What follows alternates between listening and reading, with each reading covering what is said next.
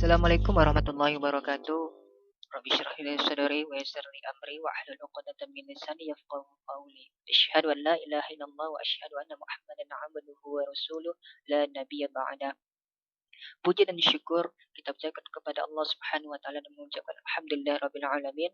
Bersalawat kita kepada Nabi Muhammad sallallahu alaihi wasallam dengan mengucapkan Allahumma shalli ala Muhammad wa ala ali Muhammad. Baiklah, pada kesempatan kali ini saya akan menjelaskan materi mengenai PowerPoint makalah filsafat Pancasila.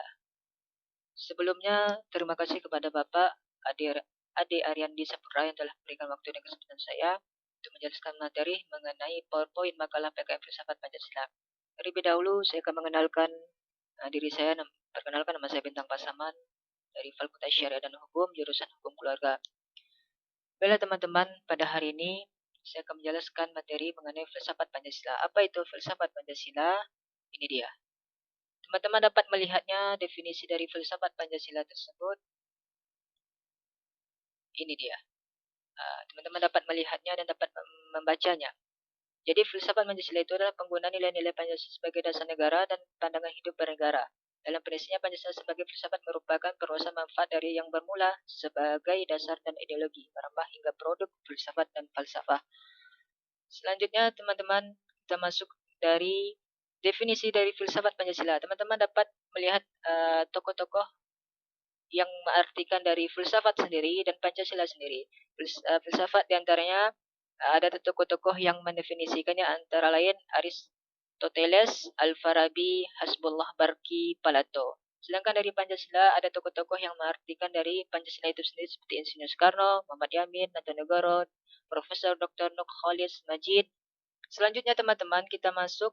Baiklah teman-teman, inilah definisi dari filsafat Pancasila menurut tokoh. Di antaranya menurut para ahli filsafat itu dari Aristoteles mengatakan menurut beliau, filsafat adalah ilmu pengetahuan yang meliputi kebenaran yang terkandung di dalamnya ilmu-ilmu metafisika, logika, retorika, etika, ekonomi, politik, dan estetika. Sedangkan menurut Al-Farabi mengatakan filsafat adalah ilmu pengetahuan tentang alam. Sedangkan Hasbullah Barki mengatakan filsafat adalah ilmu yang menyelidiki segala sesuatu yang mendalam mengenai ketuhanan alam semesta dan manusia, sehingga dapat menghasilkan pengetahuan tentang bagaimana yang dapat dicapai manusia dan bagaimana sikap manusia seharusnya setelah mencapai pengetahuan itu. Sedangkan Plato mengatakan teman-teman bahwa filsafat adalah ilmu pengetahuan yang berminat mencapai kebenaran asli. Itu dari beberapa tokoh yang mendefinisikan filsafat itu sendiri. Sedangkan menurut definisi dari Pancasila, menurut para tokoh, di antaranya Insinyur Soekarno mengatakan Pancasila itu adalah isi jiwa bangsa Indonesia yang turun-temurun berabad-abad lamanya terpendam oleh bisu kebudayaan barat. Sedangkan Muhammad Yamin mengatakan Pancasila itu berasal dari kata panca yang berarti lima dan sila yang berarti sendi atau dasar yang berisi pedoman atau aturan tingkah laku yang penting dan baik. Sedangkan Notonegoro mengatakan teman-teman yaitu Pancasila adalah dasar falsafah dan ideologi negara yang diharapkan menjadi pandangan hidup bangsa Indonesia. Sedangkan Profesor Dr. Nuklis Majid mengatakan Pancasila adalah modal untuk mewujudkan demokrasi Indonesia. Pancasila memberi dasar dan persyarat asasi bagi demokrasi. Itu dari beberapa tokoh mengenai definisi filsafat, diantaranya Aristoteles, Al-Farabi, Hasbullah, Plato. Baiklah teman-teman, sedangkan Pancasila diantaranya ada Insinyur Soekarno, Muhammad Yamin, Notonegoro, Profesor Dr. Nuklis Majid. Kita pindah teman-teman ke sisi sejarah. Sejarah filsafat Indonesia. Filsafat Indonesia diproduksi oleh orang yang menetap di Indonesia menggunakan bahasa Indonesia sebagai mediumnya. Menurut studi Mokhtar Lubis, filsafat Indonesia sudah dimulai oleh Genius Nusantara di era Neolitiku serta tahun 3500 sampai 2500 sebelum Masehi. Filsafat di Indonesia merupakan kajian akademis baru yang berkembang pada dasawarsa 1960-an lewat tulisan rintis M. Nasroen, guru besar pada jurusan filsafat di Universitas Indonesia yang berjudul Falsafah Indonesia tahun 1967. Lanjut teman-teman mengenai tujuan dari filsafat Pancasila. Tujuan dari filsafat Pancasila dapat teman-teman baca di sini. Ada yang pertama untuk dari tujuan filsafat Pancasila, yang pertama untuk menciptakan bangsa yang religius dan patuh kepada Allah Subhanahu wa taala, yang kedua menciptakan menjadi bangsa yang adil baik secara sosial maupun ekonomis, yang ketiga menjadi bangsa yang menghormati HAM, yang keempat menciptakan bangsa yang menjunjung tinggi demokrasi, yang kelima menjadi negara yang nasionalis dan cinta tanah air.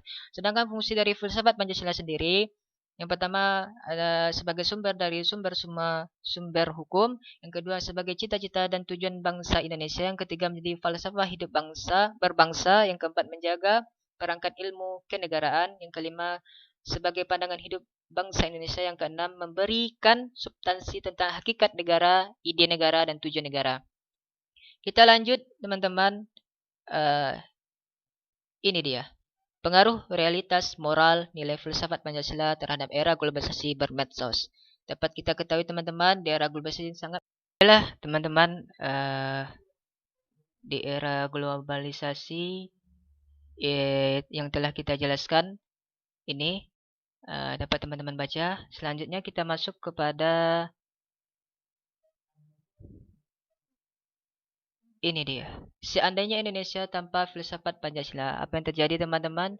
Kalau Indonesia tanpa filsafat Pancasila, maka tidak memiliki arah dan tujuan yang jelas, dan ada juga orang yang beranggapan tanpa adanya Pancasila akan hancur, pecah belah, kacau.